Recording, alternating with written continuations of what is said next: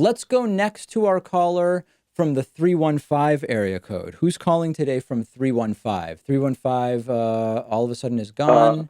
There you go. 315 is back. Is that me? That's you, yeah. Hello? Yes. Oh, okay.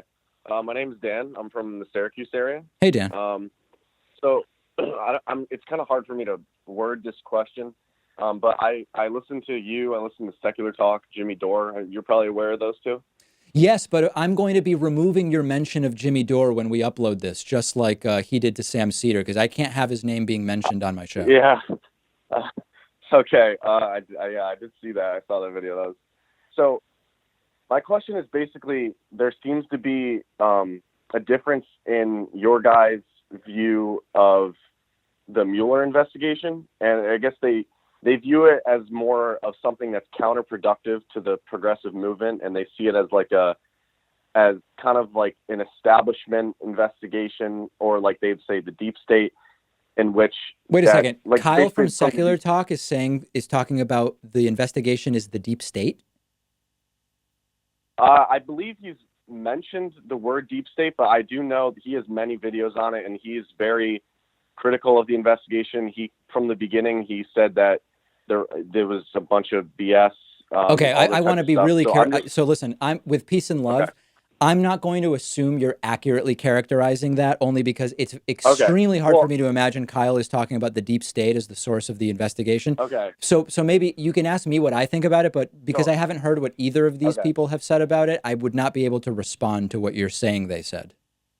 All right. So let's say that he didn't say deep state. So basically, I guess my question is what do you think of the idea that it's counterintuitive to the progressive movement, or that, for example, if he did the same thing with Saudi Arabia, there wouldn't be an investigation, and that, for example, something he would say is that the only reason that the investigation started was because Trump was threatening to pull out of Syria, and that sort of. So I think as far as the timing, I don't think that idea that the investigation started because Trump was threatening to pull out of Syria, I don't think the timing of that makes sense, although I'd have to look at the dates.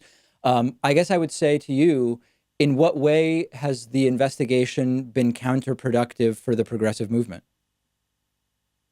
Well, personally, I would think that, I think that trying to impeach Trump on this issue is not the issue he should be impeached on. On which issue? Hold on. On which issue? Who's trying to impeach Trump on which issue?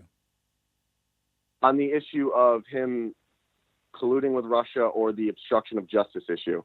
Okay, so on obstruction of justice, Mueller did find that on 8 of 14 counts, Trump's actions met all 3 legal requirements to be obstruction. Do you agree or disagree with that part? Like, do you agree that that's what Mueller said?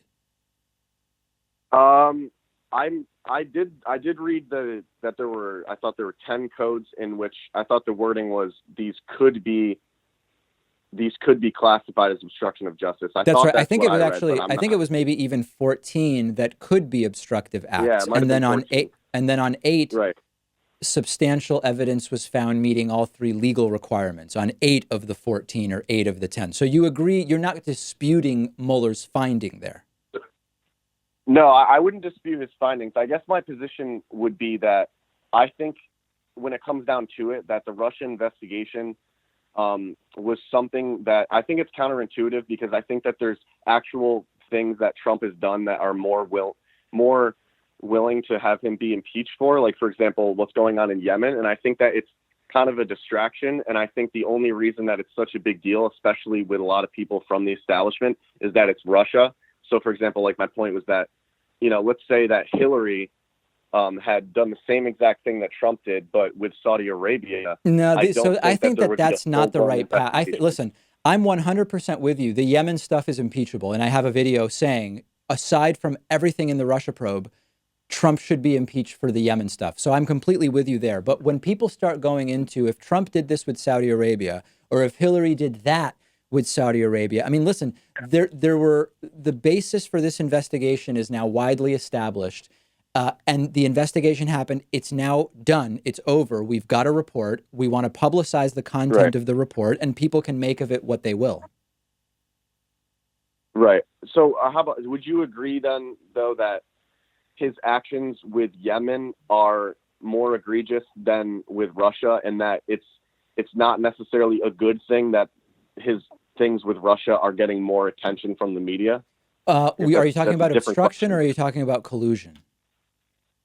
So I guess both of those, just everything with Russia, like the whole Helsinki, the whole treason thing, just like the entire treason. scope of But the relationship between Trump and Russia. You're all over the place. Well, I know that. I don't even know that treason is mentioned in the Mueller report. So listen, here's my view, and I got to run.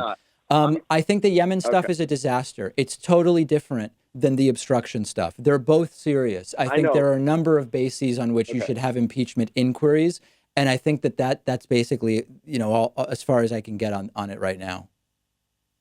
Okay. Well, thank you. All right. I appreciate your call. Man, just all over the place. It's hard we got to focus in. You know what I mean?